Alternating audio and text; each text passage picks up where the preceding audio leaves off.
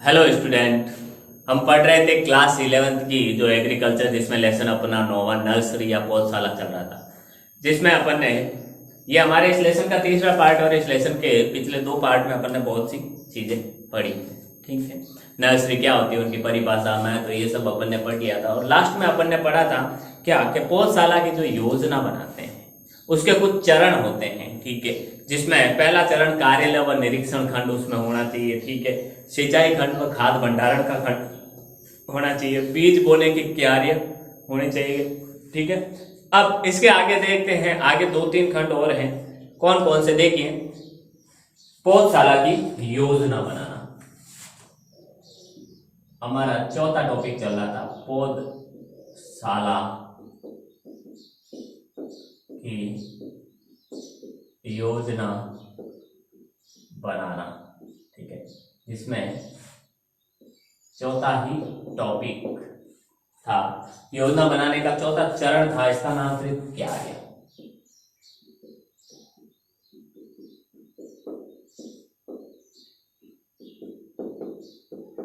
स्थानांतरित क्यारियां में क्या होता है, इसको देखते हैं अपन। स्थानांतरित क्यारियों में क्या होता है, देखो होता ऐसा है, स्थानांतरित क्यारियों में क्या होता है, बीज बोने की क्यारियां जो अपन ने पढ़ी, जिसमें अपन बीज बोते हैं, वो बीज अंकुरित होकर जब छोटे से उसमें से पौधे निकलते हैं, तो उन छोटे छोटे पौधे को क्या करते हैं, वहां से हटाकर इन स्थानांतरित क्यारियों में लाया जाता है और वहां हटाए गए बीज बोने की क्यारियों में नए बीज बो दिए जाते हैं।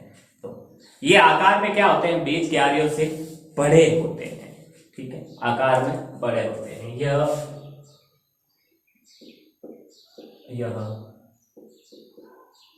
आकार में बीज क्यारियों से बड़े होते हैं।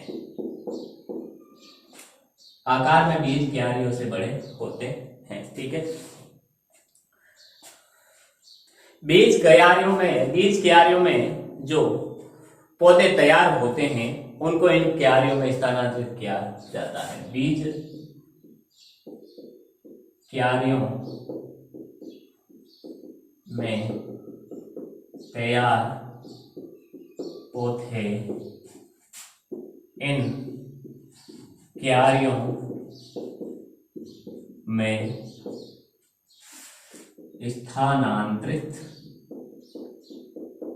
में स्थानांतरित किए जाते हैं।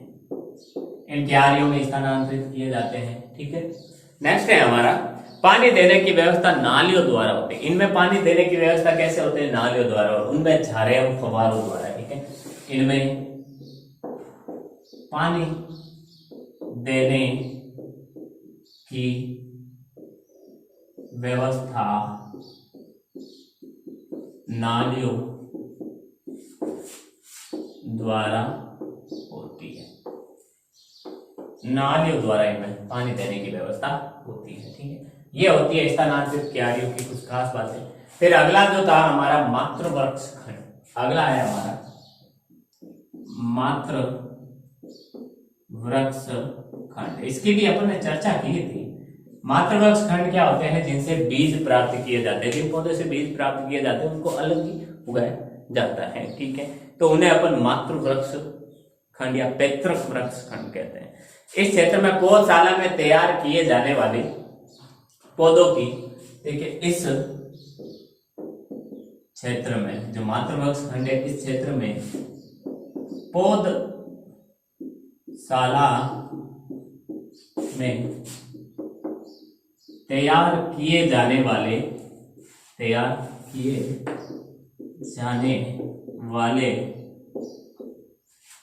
विभिन्न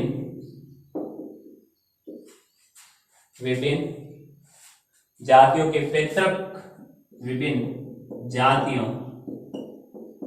के पैतृक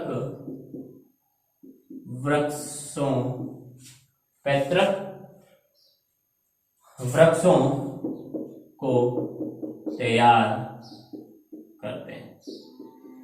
पैतृक वृक्षों को इनमें तैयार करते हैं। ठीक है, इन्हीं वृक्षों के संवर्धन के लिए, इन वृक्षों के संवर्धन के लिए हम करते क्या है, इन वृक्षों के संवर्धन के लिए, इनके विकास के लिए हम क्या करते हैं, बीज तथा प्रांकुर ली जाती है। ठीक है, इन्हीं वृक्षों से संवर्धन के लिए, अर्थात संवर्धन क्रिया के लिए, नए पौधे उगाने के लिए इन वृक्षों से क्या लेते हैं, संवर्धन के लिए बीज एवं प्रांकुर या सांकुर डालियां लेते हैं।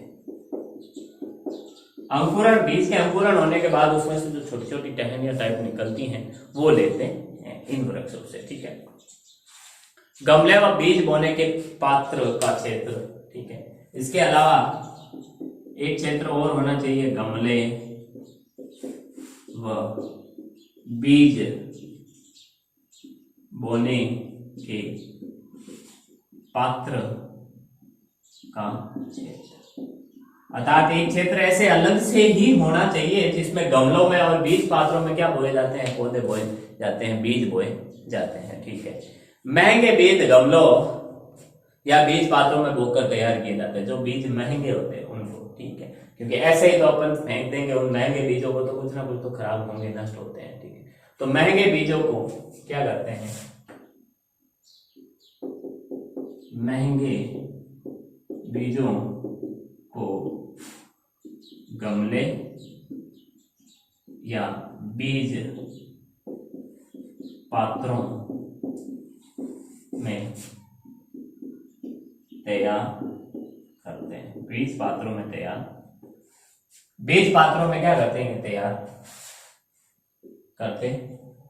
ठीक है, बीज पात्रों में तैयार करते हैं उनको। बीज पात्रों या गमलों,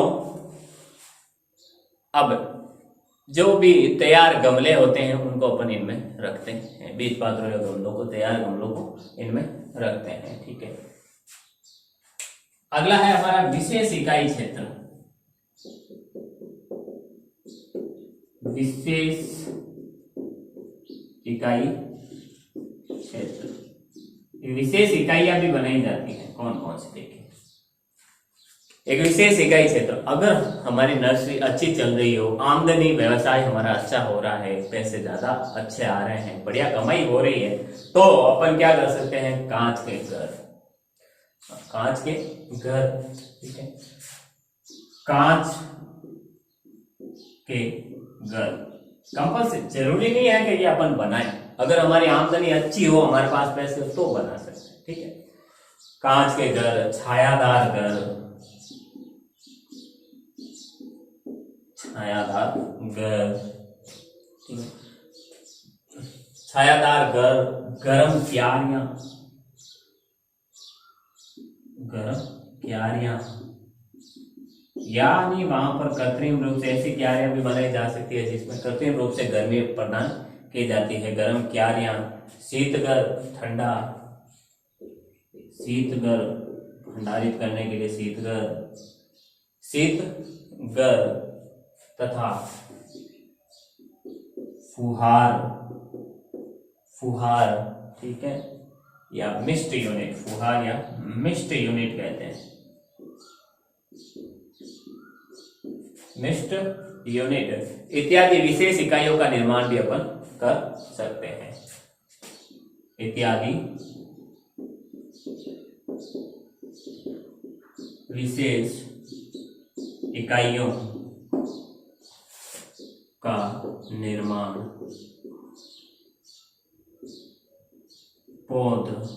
पौधशाला में कर सकते, पौधशाला में कर सकते हैं। ठीक है, पौधशाला में अपन कर सकते हैं। ठीक है, तो ये तो थी पौधशाला तैयारी की अपन योजना बनाते हैं। अब भूमि कैसे तैयार करते हैं, भूमि को तैयार कैसे करते हैं। ठीक है, एक देखिए भूमि को तैयार करना, पांचवा जो हमारा है, भूमि तैयार करना। अब पौधशाला की जो भूमि होती है उसको अपन कैसे तैयार कर सकते हैं, तो देखिए भूमि तैयार करने के लिए सर्वप्रथम तो क्या करते हैं, मिट्टी पलटने वाले जो हल होते हैं उनसे 2-3 जुताई करने के बाद 2-3 जुताइयां देसी हल या कल्टीवेटर से करनी चाहिए। मिट्टी तैयार करने के लिए सबसे पहले अपन को क्या करना चाहिए कि सबसे पहले तो मिट्टी पलटने वाले जो हल होते हैं उनसे 1 या 2 जुताई करनी चाहिए, ठीक है। सर्वप्रथम मिट्टी पलटने वाले हल से 1 या 2 जुताई करने के बाद 2 या 3 जुताई हल्के हल या कल्टीवेटर से करनी चाहिए कल्टीवेटर से करनी चाहिए। हल्के नहीं, देसी हल कर लो इसको, देसी हल से करनी चाहिए, ठीक है। देसी हल से करनी चाहिए, ठीक है। जहां हल नहीं चल सकता, जैसे अपन हल कल्टीवेटर, अब हल को चलाने के लिए बैलगाड़ी की मान लो आवश्यकता है, तो ये अपना खेत है तो इस कोने में हल नहीं जा सकता, इस कोने में हल नहीं जा सकता, तो जहां हल नहीं चल सकता वहां कस्सी या फावड़ा से 2-3 गहरी जुताई खुदाई करनी चाहिए, ठीक है।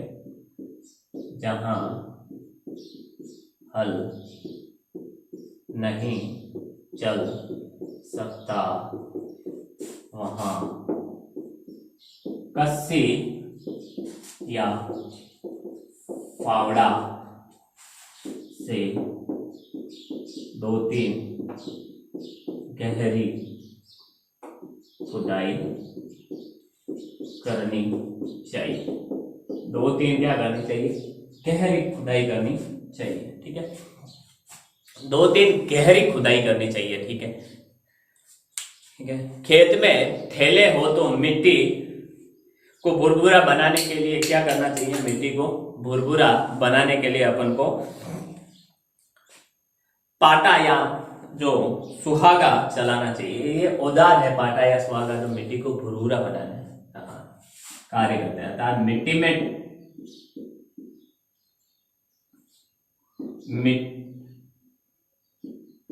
में ठेले, अर्थात जो जिसको अपन जो मिट्टी के बड़े बड़े ठेले होते हैं, मिट्टी में ठेले हो तो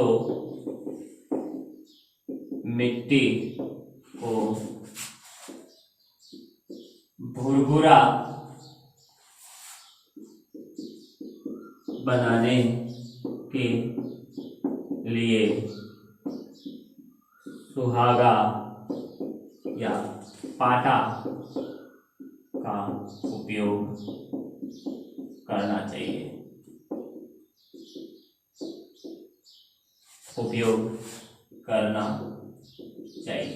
ठीक है। भुरभुरा या सुहागा बनना या पाटा का उपयोग करना चाहिए, या सुहागा या पाटा चलाना चाहिए, ठीक है। देखिए कराव या कराक्स या लेवलर, कराव या लेवलर द्वारा क्या करता है, भूमि को समतल बनानी चाहिए। और खुदाई करने से भूमि क्या हो जाती है, असमतल हो जाती है, तो उसको समतल बनाने के लिए लेवलर का उपयोग किया जाना चाहिए, ठीक है। लेवलर द्वारा भूमि को समतल करना चाहिए। ये सब चरण एक के बाद एक किए जाते हैं, ठीक है। सबसे पहले जुताई करना, फिर हल चलाना, जहां हल नहीं चले तो वहां पर अन्य चीजों से खुदाई, फिर भुरभुरा बनाना, फिर अपन को क्या करना, उसको समतल बनाना चाहिए, ठीक है। फिर बुआई से 1.5 माह पहले, 1.5 माह पूर्व क्या करना है, 20 से 25 किलोग्राम प्रति गोबर या कंपोस्ट खाद प्रति 10 वर्ग मीटर क्षेत्रफल की दर से फैलाकर मिट्टी में मिला देना चाहिए। ठीक है, देखिए बुआई, जो अपन के बीज की बुआई करते हैं कि भाई हमें बीज की बुआई करनी है, उससे 1.5 महीने पहले, ठीक है, 1.5 माह पूर्व 20 से 25 किलोग्राम गोबर या कंपोस्ट खाद 10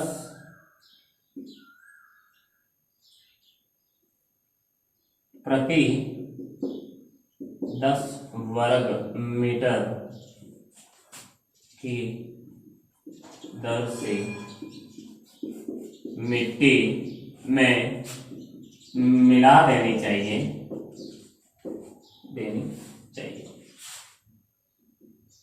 मिट्टी में मिला देनी चाहिए, ये खाद हमें मिला देनी चाहिए। ठीक है, फिर इसके बाद क्या करना है? मिट्टी में मिला देने के बाद अपन को क्या करना है? इसमें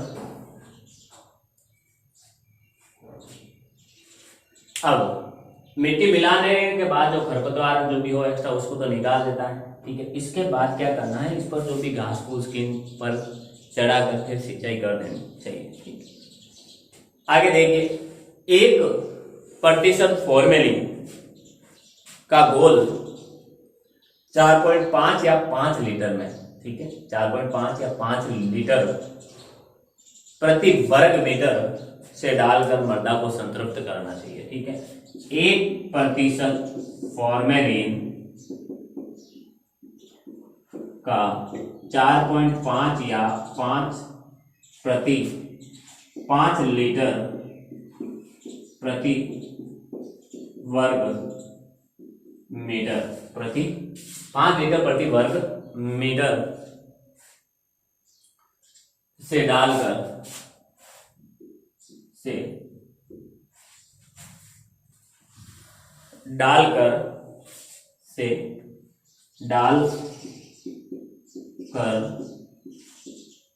मृदा को संतृप्त बनाना चाहिए। मृदा को क्या करना चाहिए? हमें संतृप्त बनाना चाहिए, बिल्कुल संतृप्त बनाना चाहिए। ठीक है, उसके बाद कीटों की रोकथाम के लिए हमें क्लोरोपाइरिफॉस चूर्ण बुरकाव करना चाहिए। ठीक है, या नीम की पत्तियों की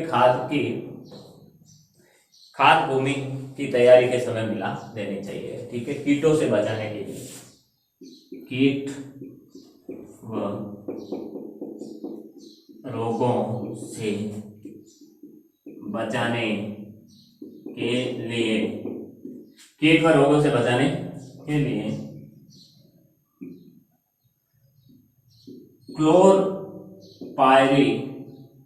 क्लोरपाइरिफॉस चूर्ण तथा नीम की पत्तियों को खाद भूमि तैयारी के समय मिला देनी चाहिए। खाद तैयारी के समय क्या करना चाहिए? हमें मिला देनी चाहिए। ठीक है, जब अपन खाद डालते हैं उस समय मिला देनी हमें चाहिए। ठीक है, अब जो क्यारियों की चौड़ाई होती है, आप इसको एक बार पहले स्क्रीनशॉट ले इसका।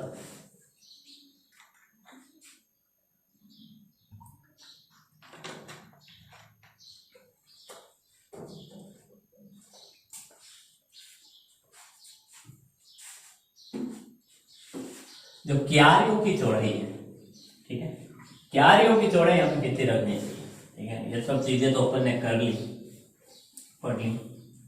ठीक है, भूमि तैयार कर रहे हैं ना अपन। अब भूमि तैयार करने में हमें क्यारियों की लंबाई चौड़ाई भी तो भूमि के अंदर ही आती है। तो क्यारियों की जो चौड़ाई होनी चाहिए वो 1 से 1.5 मीटर की, 1 से 1.5 मीटर तथा लंबाई 3 से 5 मीटर की रखनी चाहिए। ठीक है, देखिए क्यारियों की चौड़ाई 1 से 1.5 मीटर तथा लंबाई 3 से 5 मीटर रखनी चाहिए। इससे ज्यादा हमें क्यारी की लंबाई चौड़ाई नहीं रखनी चाहिए। क्यों? क्योंकि जिससे जो निराई गुड़ाई होती है, निराई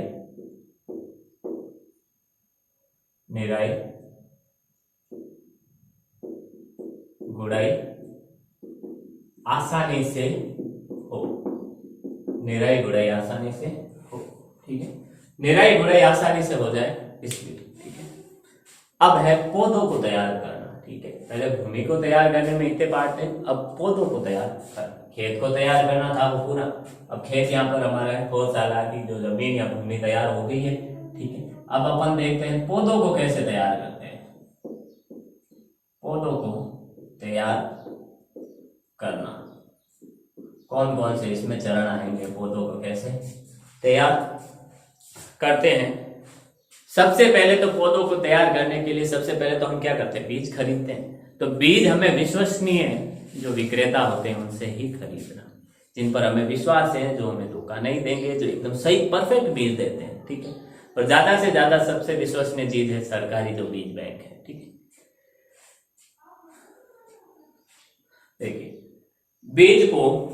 बीज विश्वसनीय बीज क्रेताओं, बीज विश्वसनीय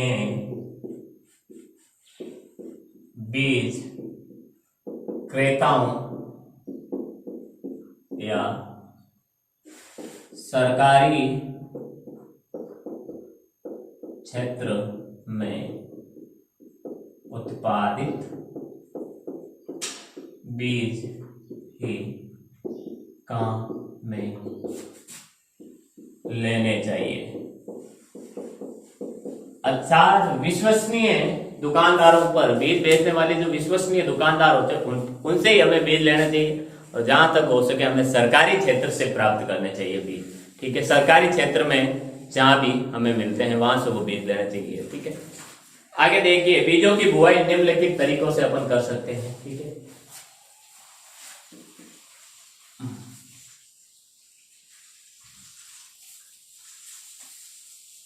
बीजों की बुआई निम्नलिखित तरीकों से कर सकते। पौधे को तैयार करेंगे तो सबसे पहले तो हमने भूमि तो तैयार कर लिया, पौधा तैयार करना तो बीज की बुआई करनी पड़ेगी। अब बीजों की बुआई भी अलग अलग होती, अलग अलग प्रकार से होती है। तो देखिए पहले बीजों की बुआई छिटक, पहला तरीका है छिटक कर करना, छिटक कर बुआई करना या छिटक कर करना। ठीक है, तो छोटे या जो बारीक बीजों को समान रूप से क्यारियों में क्या कर देना चाहिए, बिखेरना। ठीक है, इसमें क्या करते हैं, छोटे या बारीक बीजों को समान रूप से बिखेर क्यारियों में बिखेरना। क्यारियों में क्या करना, बिखेरना, समान रूप से बिखेरना। समान रूप से, ऐसा नहीं किसी क्यारी में ज्यादा और किसी क्यारी में कम, नहीं, ऐसा नहीं करना।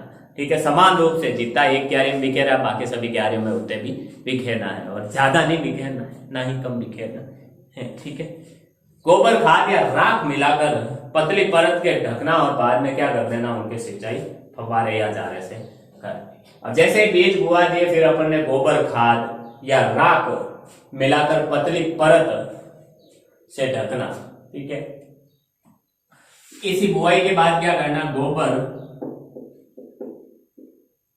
या राख मिलाकर राख, गोबर खाद या राख मिलाकर पतली परत से ढकना तथा बाद में जारे या फव्वारे से सिंचाई करना। जारे या फव्वारे से क्या करना? सिंचाई करना। ठीक है, देखिए ये तो है छिड़क कर बुआई करना। छिड़क कर बुआई अपन कर सकते हैं। फिर लाइनों या पंक्तियों में बुआई। ठीक है, छिड़क कर तो अपन ऐसे ही फेंक देते हैं, तो उसमें कोई लाइन नहीं होती है, कोई सिस्टमेटिक ढंग नहीं होता है। लेकिन पंक्तियों में बुआई करते हैं तो वो सिस्टमेटिक होता है। लाइनों या पंक्तियों में बुआई करना। लाइनों या पंक्तियों में बुआई करना। ठीक है, तो देखिए इसमें क्या होता है। इसमें होता यह है कि बीजों को पंक्तियों में 5 से 6 सेंटीमीटर की दूरी पर 1 सेंटीमीटर गहरा बोना चाहिए। ठीक है, पंक्तियों में लाइन से बोना चाहिए, एकदम लाइन में। और एक लाइन और दूसरी लाइन के बीच दूरी कितनी होनी चाहिए? पौधे के बीच और पौधे के बीच भी दूरी और एक और दूसरी लाइन के बीच दूरी कितनी होनी चाहिए? 5 से 6 सेंटीमीटर की तो दूरी होनी चाहिए। और उन बीजों को 1 सेंटीमीटर कम से कम गहराई पर बोना चाहिए। ऐसा नहीं है कि अपन बस फेंक दे, फेंकना नहीं है, बोना है। अगर लाइन पंक्तियों में तो हमें कम से कम 1 से 2 सेंटीमीटर गहराई में उनको बोना पड़ेगा। ठीक है, तो बीजों को पंक्तियों में 5 से 6 सेंटीमीटर दूरी, 5 से 6 सेंटीमीटर दूरी रखते हुए 1 सेंटीमीटर गहरा बोना चाहिए। गहरा बोना चाहिए 1 सेंटीमीटर, तो गहरा बोना ही चाहिए। ठीक है, आगे देखिए बड़े आकार के बीजों को हमें 5 से 6 सेंटीमीटर या 4 से 5 सेंटीमीटर गहरा बोना चाहिए। जो बीज बड़े होते हैं उनको तो गहरा और बोना पड़ेगा। बड़े आकार के बीजों को 4 से 5 सेंटीमीटर गहरा बोना चाहिए। 5 से 6 सेंटीमीटर अपन को गहरा बोना चाहिए उनको। ठीक है, 5 से 6 सेंटीमीटर गहरा बोना चाहिए। फिर है चौब कर बोना। ठीक है, अगला है तीसरा चौब कर बुआई करना। इसमें क्या होता है? छोप कर, जिसे नॉर्मल भाषा में अपन छोप कर कहते हैं, वो चौब कर बुआई करना। इसमें क्या करते हैं? इसमें फलों के बीजों की तो तैयार क्यारियों या पॉलीथीन की थैलियों में चौब कर बोया जाता है। ठीक है, इसमें फलों के बीजों को तैयार क्यारियों या पॉलीथीन की थैलियों में चौब कर बोया जाता है। इसमें फलों के बीज, ठीक है, फलों के बीजों को तैयार क्यारियों या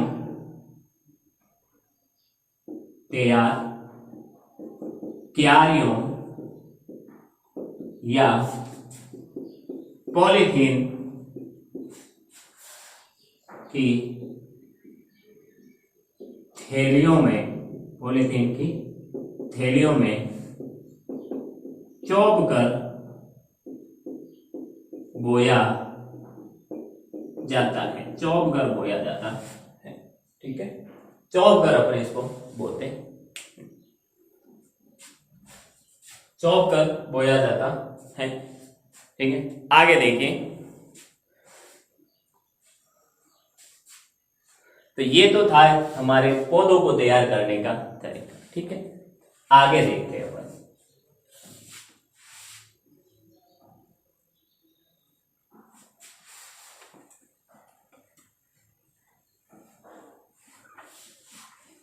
अब फलों को, शाक को तैयार करने के तरीके हैं। कुछ तरीका कह सकते हैं अपन उसको। ठीक है, अब इनमें अलग अलग प्रकार के, जैसे फल, शाक और फूलों को तैयार करने के तरीके। तो अपन देखते हैं सबसे पहले फूलों को तैयार करना। फूलों को तैयार करने के चरण कौन कौन से हैं, ठीक है। तो देखिए फूलों के पौधों की तैयार करने के चरण। सबसे पहले फूलों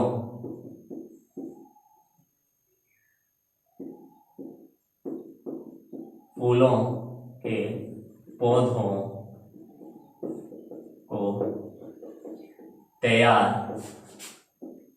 करने के चरण। फूलों के पौधों को तैयार करने के चरण क्या क्या है, ठीक है। तो देखते हैं अपन फूलों के पौधों को तैयार करने के चरण क्या है। फूलों के लिए ऊंचे व छायादार स्थान की क्यारियां काम में ली जानी चाहिए। जो जमीन से थोड़ा ऊपर उठे हो और जहां छाया हो वहां पर वो क्यारियां हमें काम में लेनी चाहिए, ठीक है। तो फूलों के लिए ऊंचे व छायादार भाग के स्थान की क्यारियां काम में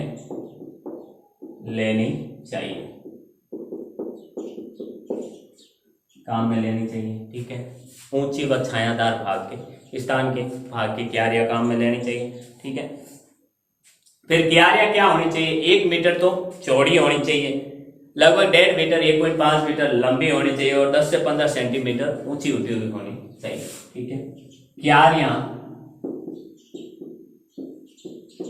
1 मीटर लंबी 1 मीटर चौड़ी, ठीक है, 1.5 मीटर लंबी तथा 10 से 15 सेंटीमीटर ऊंची उठी हुई होनी चाहिए, ऊंची उठी हुई होनी चाहिए, ठीक है। ऊंची उठी हुई होनी चाहिए, ठीक है। आगे देखिए और क्या होना चाहिए। फिर क्या करना है, हमको 2 से 5 केजी खाद या वर्मी कंपोस्ट मिला देनी चाहिए। इस क्यारी में क्या करना है, हमको 2 से 5 केजी अर्थात कम से कम 2 और ज्यादा से ज्यादा 5 किलोग्राम गोबर या वर्मी कंपोस्ट खाद मिलानी चाहिए। वर्मी कंपोस्ट ज्यादा लाभदायक होगी क्योंकि इसमें सभी पोषक तत्व उपस्थित होते हैं, ठीक है। अब फूलों के बीजों को दुगुनी मात्रा में मिट्टी या राख मिलाकर छिड़क देना चाहिए, दुगुनी मात्रा में, ठीक है। जितनी चाहिए क्यारी में, जितनी चाहिए उससे डबल मात्रा में, ठीक है। फूलों के बीजों को दुगुनी मात्रा में, जितने बीज लिए हैं उसकी डबल मात्रा में राख, मिट्टी या राख मिलाकर छिड़क देना चाहिए। मिट्टी या राख मिलाकर छिड़क देना चाहिए। मिट्टी या राख मिलाकर छिड़क देना चाहिए, जितने बीज लिए उसकी डबल मात्रा में, ये ध्यान रखना है, ठीक है। आगे देखिए बीज अंकुरण से, अब सिंचाई की बात कर लेते हैं। बीज अंकुरण से पहले तो शाम को फव्वारा या जारे से हल्के सिंचाई करते रहना चाहिए। बीज अंकुरण से पहले शाम को जारे या फव्वारे से हल्की सिंचाई करते रहना चाहिए, हल्की सिंचाई करते रहना चाहिए, ठीक है। अंकुरण से पहले की बात है। फिर बीज अंकुरण के बाद मौसम अनुसार सिंचाई अंतराल बढ़ाया जा सकता है। मौसम अगर सूखे का है, गर्मी का है, तो जल्दी जल्दी अपन सिंचाई कर सकते हैं, और मौसम बारिश का है तो बाद में सिंचाई। तत्पश्चात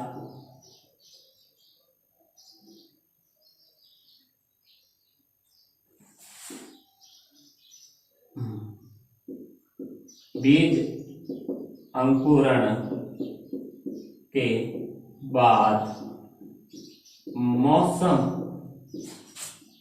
अनुसार सिंचाई की मात्रा तथा समय अंतराल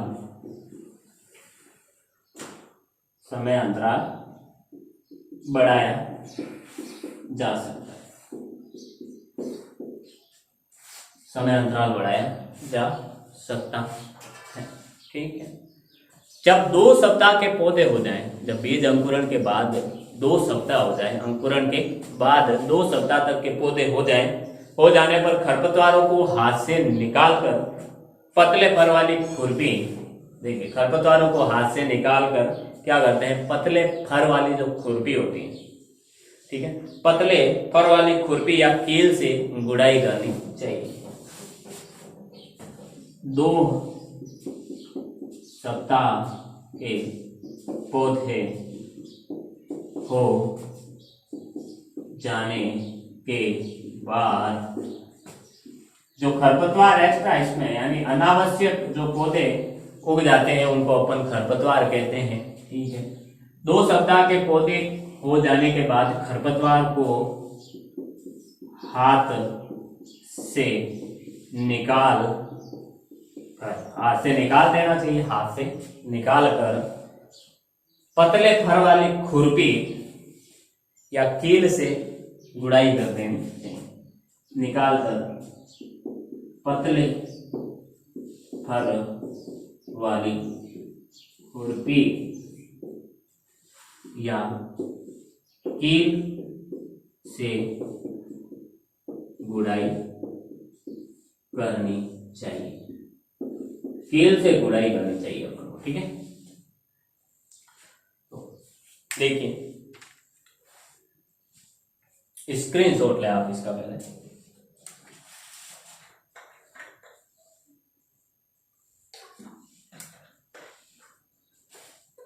तो ये था अपने फूलों को के पौधों को तैयार करने के कुछ चरण कैसे कर सकते हैं। फिर शाकों के पौधे को तैयार करना और फलों के पौधे को तैयार करने के बारे में भी अपन चर्चा करेंगे। तो देखिए टमाटर, बैंगन, मिर्च, प्याज आदि गोभी वर्गीय जो पौधे होते हैं उनको इस तरीके से शाकों के अंदर तैयार किया जाता है। तो इसमें भी सेम प्रोसेस है, वही चीज है कि क्यारियां में छाया, देखिए क्यारियां इतनी लंबी चौड़ी होनी चाहिए, फिर उसमें देखिए बुआई करनी चाहिए। बुआई कैसे, छिटक कर या कैसे करते हैं, फिर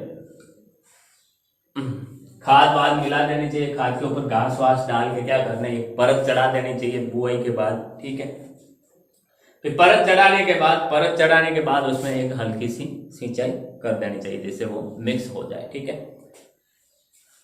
और फिर वही चीज है कि बीज अंकुरण से पहले तो क्या करना है, शाम को सिंचाई करनी है हल्की फुल्की, और बाकी मौसम बीज अंकुरण के बाद मौसम के अनुसार सिंचाई हमें करनी चाहिए, ठीक है। तो उम्मीद करता हूँ जो भी देखिए आज अपन ने फूलों के पौधों को तैयार करने के बारे में पढ़ा, फिर पौधों को तैयार करना कैसे करते हैं, बुआई कैसे करते हैं, किस तरीके से करते हैं वो देखा, फिर सिंचाई के बारे में देखा, भूमि को तैयार करने के बारे में, स्थानांतरित क्यारियां और इनके बारे में अपन ने पढ़ा है। उम्मीद करता हूँ जो भी पढ़ा है वो आपको समझ में आया होगा। मिलते हैं अपन अगली क्लास में, तब तक के लिए ऑल द बेस्ट। घर में रहिए, सेफ रहिए, सुरक्षित रहिए। Thank you.